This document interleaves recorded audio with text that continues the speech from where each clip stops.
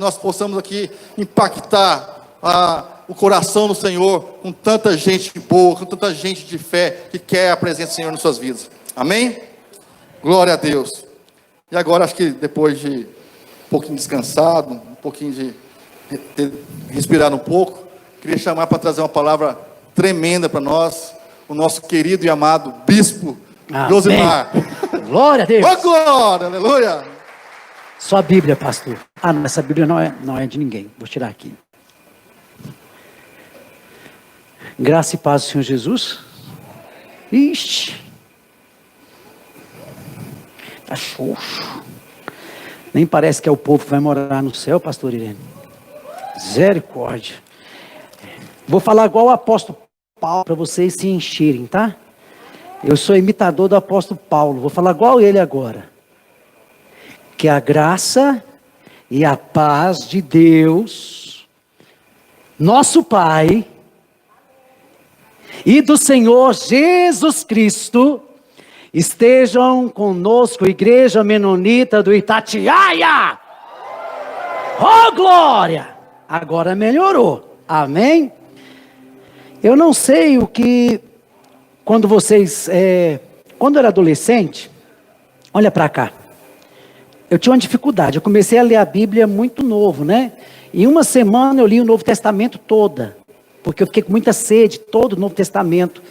Em 3 semanas eu consegui ler a primeira vez a Bíblia, toda. Porque eu estava com tanta fome, tanta sede, ainda que eu estou ainda, né?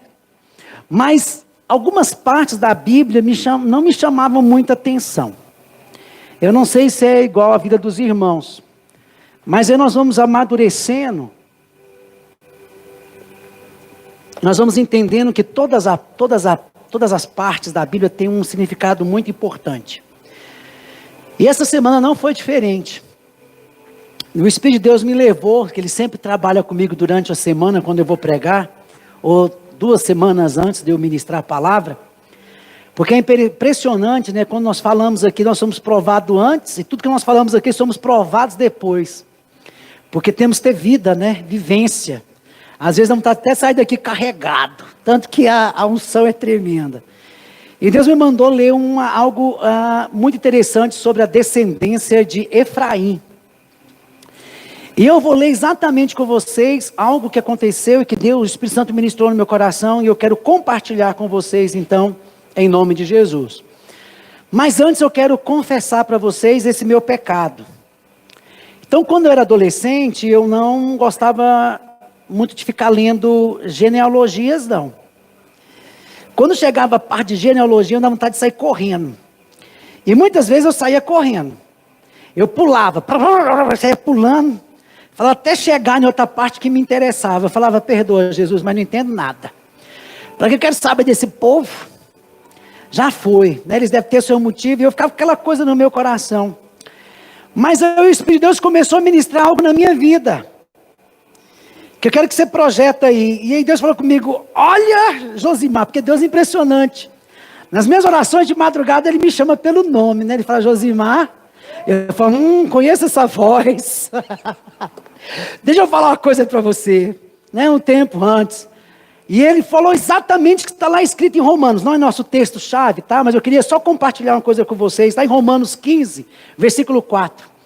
Ele me trouxe uma palavra de confronto, mas ao mesmo tempo de refrigério. Ele falou, olha, escuta o que eu estou falando para você. Pois tudo quanto outrora foi escrito, inclusive a genealogia, aleluia. Vamos voltar? Vou falar, repetir. Ele disse, pois tudo quanto outrora fora escrito, para o nosso ensino foi escrito. Inclusive a genealogia, está entendendo? Quem entendeu, diga amém. E ele disse mais, a fim de que pela paciência e pela o quê? Consolação das Escrituras tenhamos o quê? Fala ao seu irmão, esperança. Então na genealogia, olha para mim, crente, Deus quer falar com a gente também. E Ele falou comigo na genealogia essa semana e vai falar com você também. Vamos compartilhar? Lá em 1 Crônicas.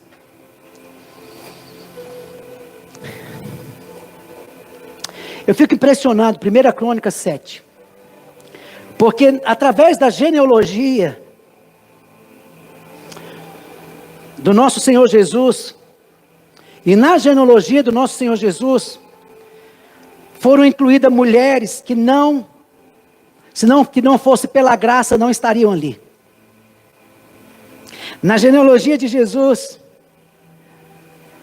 se não fosse o amor de Deus, essas mulheres não entrariam ali, porque elas não tinham nenhuma linhagem. Mas através da graça e do amor de Deus, elas entraram. Através desses registros, entendemos verdades agora tremendas sobre o reino de Deus. Muitas coisas, né? Deus está mostrando para nós que a genealogia, ela tem uma função. O meu agir não começa em você, Josimar. O meu agir não começa em você. O meu agir já começou em outras pessoas. E o que começou em outras pessoas, eu concluí a boa obra. Então está dizendo que o Deus que começa e fez em outras pessoas é o mesmo Deus que começou na sua e também vai concluir na sua. Não vai deixar pela metade, mas vai cumprir. É tão interessante porque Deus falou comigo algo muito forte, que nós vamos falar em 1 Crônicas, eu não vou ler, tá? 7, vamos lá, 1 Crônicas 7, versículo 20. Vamos começar. Porque eu fico tão empolgado, né, pastor Celso? Falar da palavra é gostoso demais. A gente fica empolgado, mas vamos lá. 1 Crônicas 7, versículo 20. E os filhos de Efraim, quem achou, diga amém. Quem não achou, olha para o telão. E os filhos de Efraim, Sutela, e seu filho Berade, e o seu filho Teate, e o seu filho Elada, e o seu filho Taate. Que é isso? De quem foi filho de Zabade, de quem foi filho Sutela, e ainda Ézer, e a Eleade, mortos pelos homens de Gade, naturais da terra, pois eles foram roubar o gado destes. Efraim, seu pai, chorou por eles muitos dias, e os irmãos dele foram consolá-lo. Depois, teve relações com sua mulher, ela ficou grávida, e teve um filho a quem ele chamou Berias. Então Efraim tem um filho que chama Berias. Olha o nome interessante, Berias. Por causa da desgraça. Na minha versão está desgraça que a sua família havia sofrido. Ou o mal, em algumas versões, que a sua família havia sofrido. Sua filha foi Seera, que edificou Bet-Oron de baixo e Bet-Oron de cima, bem como Uzem, Seera. O filho de Berias foi Refa, de quem foi filho de Rezefe, de quem foi filho de Tela, de quem foi filho de Taã, de quem foi filho de Lada, de quem foi filho Amiúde, de quem foi filho Elisama, de quem foi filho Num, de quem foi filho Josué.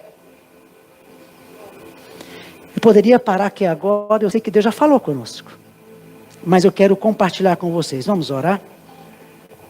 Pai, obrigado pela tua presença, obrigado porque teu Espírito Santo está conosco, e eu sei que o Senhor fala conosco de maneira sobrenatural. Pai, diminua eu e cresça o Senhor, fala conosco, Espírito Santo de Deus, em nome de Jesus. Eu quero só lembrar o que diz lá em 1 Coríntios para vocês, 10, versículo 11. Vamos lembrar? O que diz lá em 1 Coríntios 10, 11? Diz assim: estas coisas aconteceram com eles. Entenda o que está escrito. Todo o Velho Testamento, todas as histórias, tudo que aconteceu no Velho Testamento. Olha o que Deus está falando. Estas coisas aconteceram com eles para servir de exemplo e foram escritas como advertência a nós. Então essa história de Efraim, lá no Novo Testamento Deus está falando, olha, essas coisas foram escritas. aconteceram com eles, para que dê advertência para nós, para quem o fim dos tempos tem chegado. Tudo bem? Então tudo que aconteceu no Velho Testamento, tudo que ficou registrado no Novo Testamento, tem um fim proveitoso, servir de exemplo para nós. Não para que nós tenhamos apenas conhecimento da história, mas para que o exemplo também venha a ser vivo e praticado na nossa vida. O próprio Jesus relata as coisas do Velho Testamento para também servir de exemplo. Eu posso falar várias coisas do Velho Testamento que o próprio Cristo, ele então faz. Mas eu quero trazer um pouco de forma resumida sobre a história um pouquinho de Efraim. No texto que nós lemos, nós vamos ver a história resumida então do Efraim. Efraim era filho de quem? De José, que era filho de Jacó. Vamos lá? Efraim, filho de José, que era filho de Jacó, que era filho de Isaque, que era filho de Abraão, o patriarca da fé. E nós somos todos descendentes de Abraão. Eu posso ouvir um amém? Somos descendentes de Abraão, que é o pai da fé. Efraim nasceu no Egito. José então teve 2 filhos no Egito. Quais foram os filhos de José do Egito? Manassés e Efraim. E no meio da genealogia então de Efraim, nós vamos ter uma informação forte que 2 filhos de Efraim são mortos pelos homens de Gate. Aqui fala então que eles foram roubar os gados do povo lá de Gate. E o povo de Gate o quê? Matou eles. Olha para mim, porque Deus quer falar conosco. Diz assim a palavra que Efraim então chorou por eles muitos dias. Aqui nós vemos então a ordem natural das coisas sendo quebradas. Porque pai não foi feito para enterrar filho, e sim filho enterrar pai. Mas nós vemos a ordem natural aqui sendo quebrada, sendo invertida. E então ele sepulta os seus filhos. Deve ser coisa terrível, que Deus nos livre disso em nome de Jesus. São marcas que vão ficar, quem faz isso, quem enterrou filho, são marcas eternas. Eu penso que uma parte da pessoa morre junto, porque muda a ordem natural das coisas. Nós vemos então aqui, aí chegam os seus irmãos, foram consolar, e em tempos de início da transição, depois ele vai ter um filho, o qual chamou Berias, porque ele diz que o mal estava na sua casa, o mal estava acontecendo na sua família. Mas é tão interessante que aqui vai acontecer algo de gigantesco. Você e eu, presta atenção. Efraim, então, ele para e começa a chorar por dias. E quando seus irmãos vão consolá-lo, está dizendo algo, que você e eu, nós não podemos parar. As adversidades do mundo quer que nós paremos no meio das dificuldades. Começamos a olhar para Deus e falar, por que comigo? Por que comigo? Aonde está Deus? Por que eu tenho passado por isso? O mundo nos ensina, tem algo que não está bom para você, é melhor você largar de mão. Se as coisas não estão do jeito que você quer, cai fora. Meu irmão, se Jesus Cristo ouvisse o conselho do mundo, Jesus Cristo não tinha seguido a vontade do Pai, mas Jesus obedeceu até a morte de cruz. Você acha que era agradável isso, meus irmãos? A Bíblia não nos ensina isso. A Bíblia não nos ensina a parar em meio às diversidades. Pelo contrário, se a Bíblia ensinasse a nós a pararmos, Paulo teria parado e o mundo antigo não seria evangelizado. Porque Paulo foi açoitado, foi considerado como morto, foi apedrejado, mas mesmo assim ele continuou firme, porque ele sabia qual era o propósito de Deus na sua vida. Então entenda algo, se a adversidade, se o mundo, se a depressão, se a tristeza, se a angústia quer fazer você parar, não pare. Existe alguém que está te ordenando, eu tenho algo melhor para a sua vida. E a sua história não acabou, onde você está não é o fim. Continue, continue, continue. Nada pode fazer você parar. Eu posso ouvir um amém? Eu quero falar uma coisa para você, neste lugar não é proibido de dar glória a Deus. Neste lugar não é proibido de glorificar o Senhor. glorifique a Ele, porque só Ele é digno de toda honra, de toda glória e de todo louvor. Você pode aplaudi-lo. Cheira labassuri alamanaia, che canta labanaia.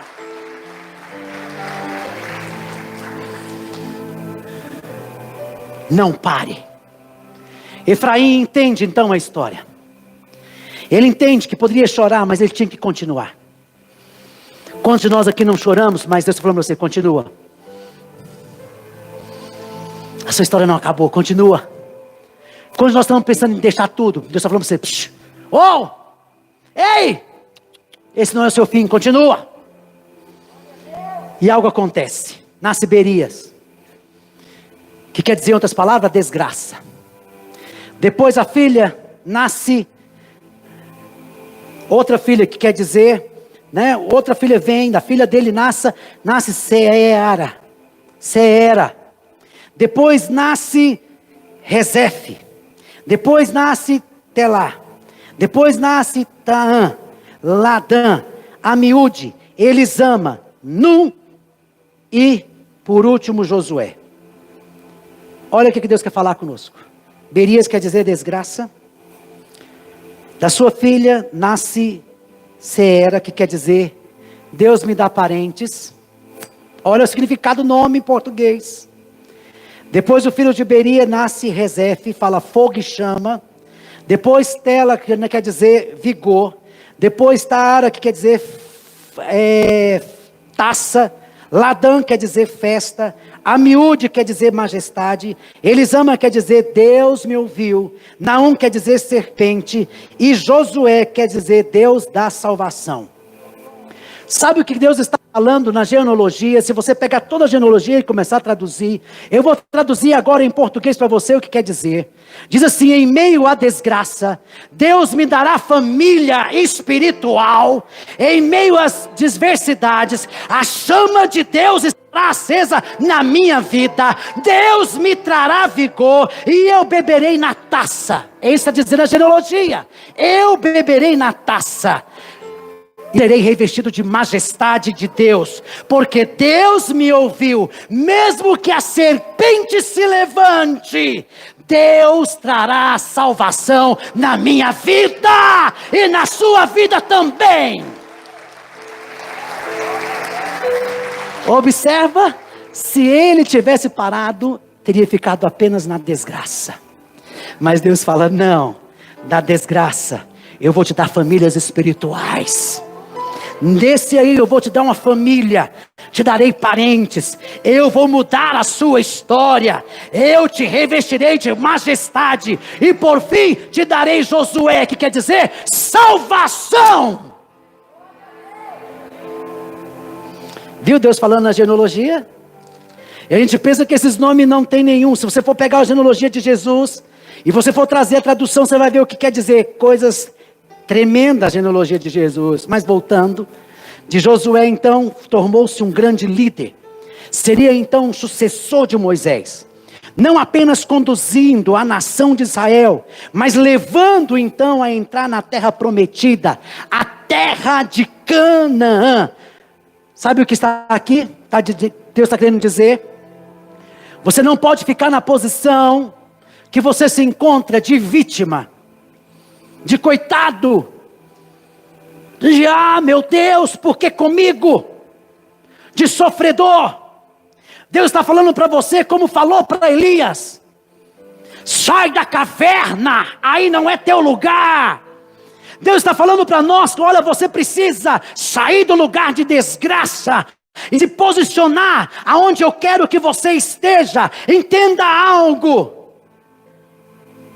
Não há garantia na Bíblia que nós não vamos passar por tribulações. Pelo contrário, o próprio Jesus disse para nós: neste mundo tereis o quê? Aflições, mas tende o quê? Bom ânimo, eu venci o mundo.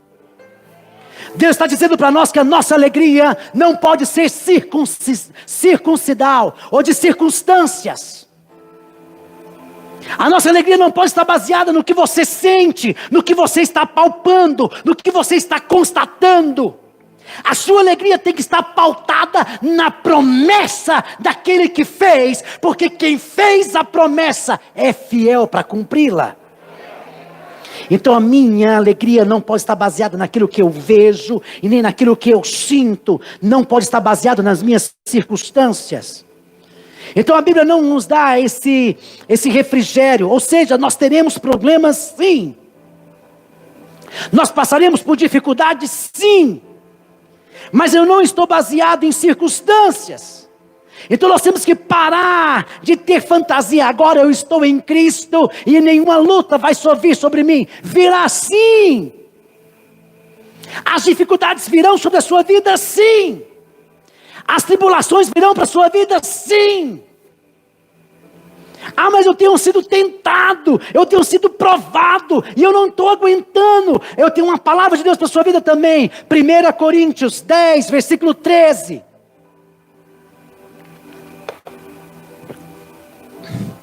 Coloca a mão no seu coração, fala: não sobreveio sobre mim. Declare sobre a sua vida, fala: não sobrevém sobre mim. Não sobrevém sobre mim nenhuma tentação que não é humana, mas Deus é fiel e não permitirá que eu seja tentado além do que eu possa suportar. Pelo contrário, juntamente com a tentação, Deus proverá na minha vida livramento para que eu possa suportar. Está apertado, bispo? Tá, mas você aguenta. Está difícil? Tá, mas você é capaz. Ah, não estou suportando. Está suportando porque Ele é fiel, Ele te sustenta, Ele está com você, Ele está contigo. E Ele vai produzir. Se você não conseguir, Ele vai produzir o escape na sua vida.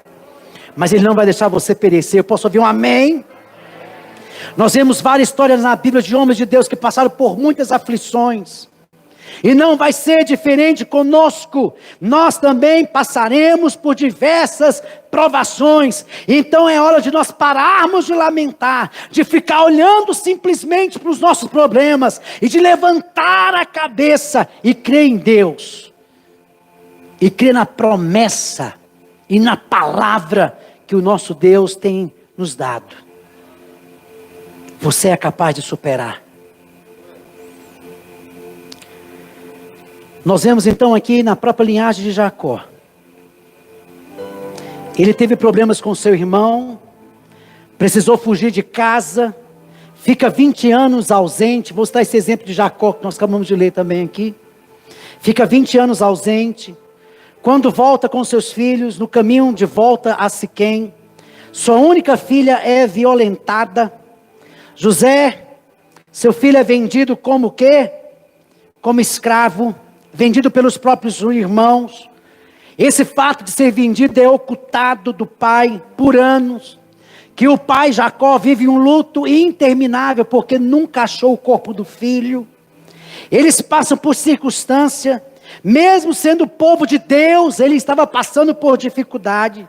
A palavra de Deus disse aqui, e faz questão de registrar isso, para que você e eu saibamos o que aconteceu, a fim de que nós tiremos um proveito disso. Deus está no controle e Ele não perdeu o controle de nada. Eu posso ouvir um amém? Sabe essa coisa que você está passando aí? Não perdeu do controle de Deus.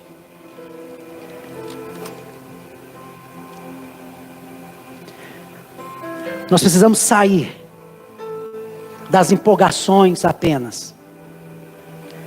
Sairmos das empolgações circunstanciais. Onde muitas vezes nós recebemos a palavra. Coloca para mim lá em Mateus 13, versículo 20 e 21. Muitas vezes a gente achamos que essa palavra é só para outros. Não, essa palavra muitas vezes é para nós também. Outra parte caiu em solo rochoso, onde a terra era pouca e logo nasceu. Visto não ser profunda a terra, pode continuar. Saindo, porém, o sol a queimou, porque não tinha raiz, secou. Coloca no versículo agora 20 e 21. 13, 20 e 21. O que foi semeado em solo rochoso, esse é o que ouve a palavra, logo recebe com alegria. Viu aí?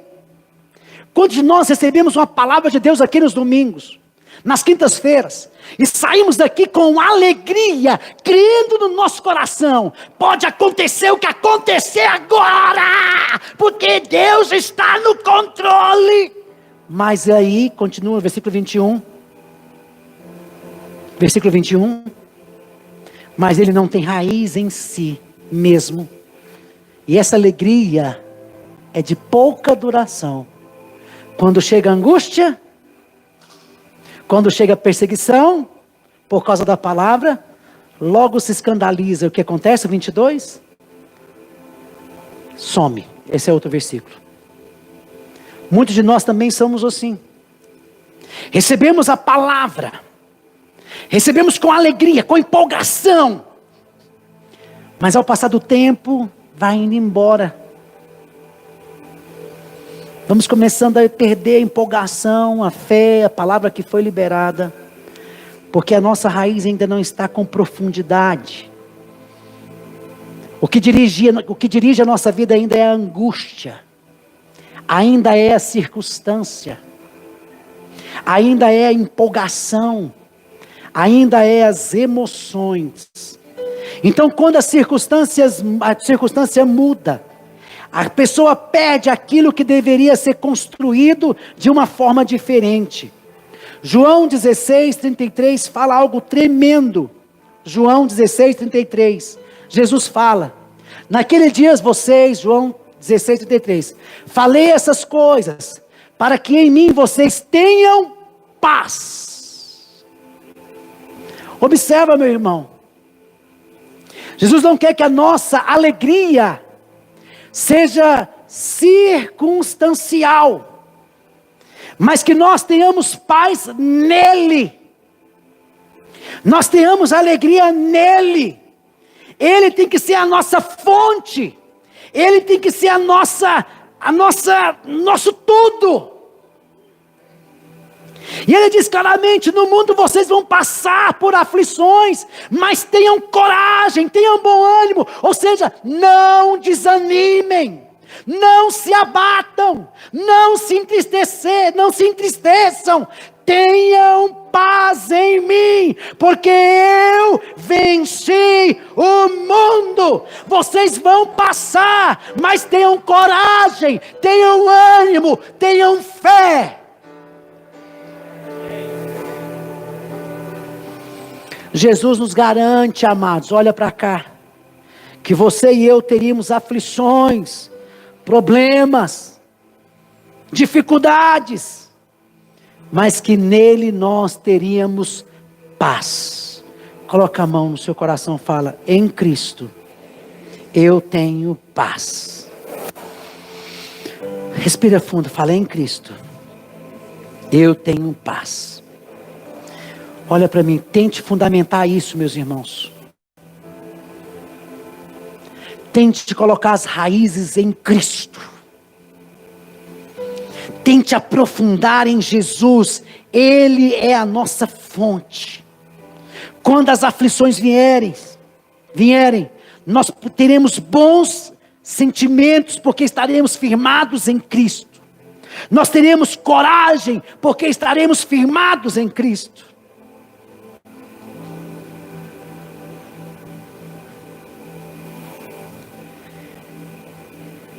E o nosso irmão Tiago nos diz algo tremendo. Tiago 1, versículo 2. Tiago 1, 2. Esse Tiago, eu falei assim, meu Deus, se eu encontrasse esse irmão, e eu vou encontrar ele um dia. Eu falei, que ensinamento é esse, Tiagão? Mas ele fala, meus irmãos, dá uma olhadinha para o seu irmão aí. Tem gente que vai rejeitar essa palavra. Mas é palavra de Deus. Fala para o seu irmão, Meus irmãos, meu irmão, fala para ele. Tenha por motivo de alegria. Por motivo de grande alegria. O fato de passarem por várias provações. Aleluia. Dá glória a Deus, igreja. A gente dá glória a Deus para as bênçãos, né? Mas Ele fala algo para a gente. Irmão, você tem que ter alegria. Não é alegria qualquer não. Alegria quando passarem por várias provações. Não é só uma não. E você que está passando não é só uma. Tem que vir mais. Se alegrar mais. Vamos alegrando. Ai, Jesus. É Ele, quando nós estamos firmados nele, nós temos paz. Filipenses 4:11 fala algo muito forte. Paulo vai nos ensinar algo muito forte. Nós já lemos isso aqui, mas eu quero ler novamente com vocês. Filipenses. Paulo está dizendo algo forte. Digo isto, não porque esteja necessitado. Olha o que Paulo está falando. Porque aprendi a viver contente em toda e qualquer o quê? Continua. Paulo entendeu que a sua fonte era Jesus.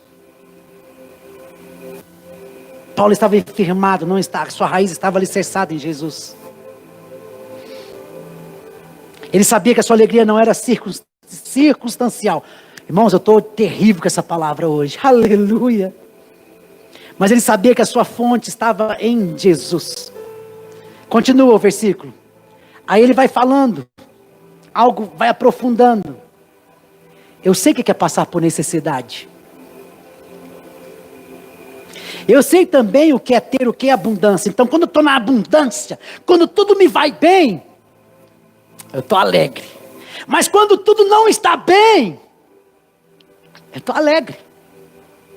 Eu aprendi o segredo de toda e qualquer o quê? Circunstância. Tanto de estar alimentado, com o bucho cheio, ou de não ter nada para comer. Mas eu estou alegre. E ele continua. Tanto sei de abundância, como também sei de passar necessidade. Aí ele entendeu. Tem gente que gosta demais desse versículo isolado, né? Tudo posso naquele que me fortalece. Mas sabe o que Paulo está dizendo aqui? Que ele tinha certeza de algo. O meu segredo é porque eu tudo posso. Porque tem alguém que me fortalece na angústia. Tem alguém que me fortalece na escassez. Tem alguém que me fortalece na tristeza. Tem alguém que me fortalece quando eu estou passando fome. Tem alguém que me fortalece quando eu estou na desgraça.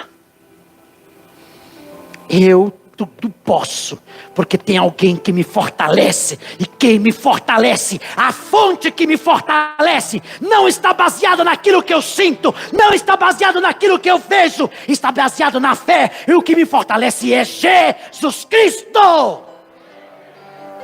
Quem tem te fortalecido? Aleluia. Ele sabia.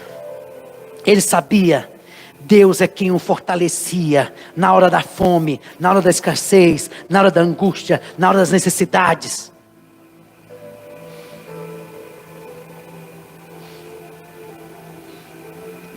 É Deus que nos dá a capacidade de suportar tudo que nós temos passado. Se você está aqui hoje, você é daqueles que tem perseverado. E você que está nos assistindo também é daqueles que tem perseverado. Mas hoje é dia de você declarar para você mesmo, não é hora de parar. Não é hora de entregar. Não é hora de colocar ponto final na minha história. Quem vai colocar ponto final na minha história não será nem você, nem eu. Será o Senhor.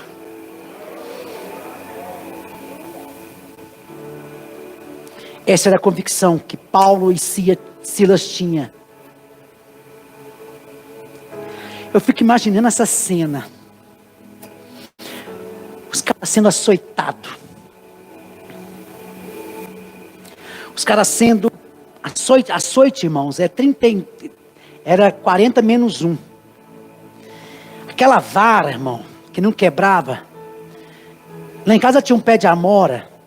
Acho que o Jura lembra. E às vezes eu teimava com a minha mãe pegava aquela vara de amora. Ela arrancava as folhinhas, mas aquela vara não quebra. Ô, bendita vara. Ela falava, menino, vem cá. E eu falei, aí já vou, sei o que vai acontecer. E eu às vezes orava, quebra a varinha, Senhor. Mas era só 3, irmão. E eu sabia que era dar glória a Deus. Vamos, porque eu era abençoado, né? Imagina aquelas varetas de bambu, seca que não quebra, que ela tem que verga, mas e lascar a chibatada com sem dó. Homem, né? Mulher é mais fraca, né? No sentido não de fraqueza, mas tem menos força do que homem. E eu penso que aquele soldado era robusto, era bruto. E depois de levar a chibatada e para a prisão por cárcere, eles poderiam muito bem falar assim, mas você está fazendo a obra de Deus? Por que Deus permitiu isso? Você é igual a Elias, né? Mas estava fazendo a tua obra. Por que agora levanta Jezabel contra mim? Restou só eu. Eu procuro te servir, Senhor.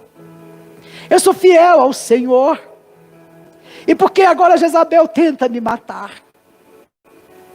Quando de nós também temos passado por isso. Eu tenho sido tão fiel com o Senhor. Eu tenho orado, eu tenho jejuado, eu tenho lido a Bíblia. E por que está me vindo isso?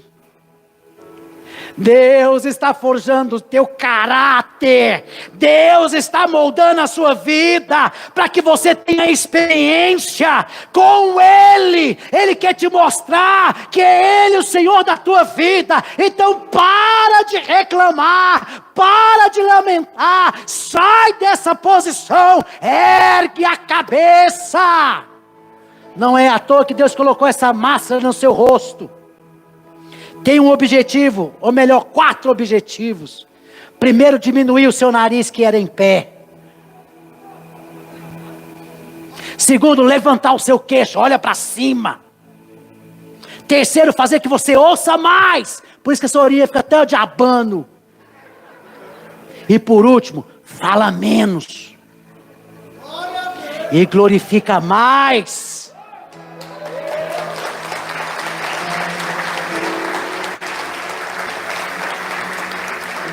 Para de murmurar e ouça mais o Senhor. Tira o narizinho de em pé, achando que você não precisa passar por isso. Vai passando, dando glória a Deus. Levanta o queixo, fala, Deus está no controle. E Deus fala igual para Abraão. Olha para cima e começa a contar as estrelas, Abraão. Porque eu vou mudar a tua história. Assim como Deus mudou a história de Abraão, também vai mudar a sua. Porque a palavra de Deus é a final na sua vida. Sabe o que está dizendo? Hoje é hora de você reagir. Hoje chegou o seu dia de reagir. Hoje chegou o seu dia de levantar a cabeça. Hoje é o seu dia de sair da paralisia espiritual. Hoje é o dia de você erguer e declarar, eu sei que Deus tem uma nova história para mim. Efraim poderia ficar lamentando, e a sua história terminaria na desgraça. Mas ele decidiu levantar.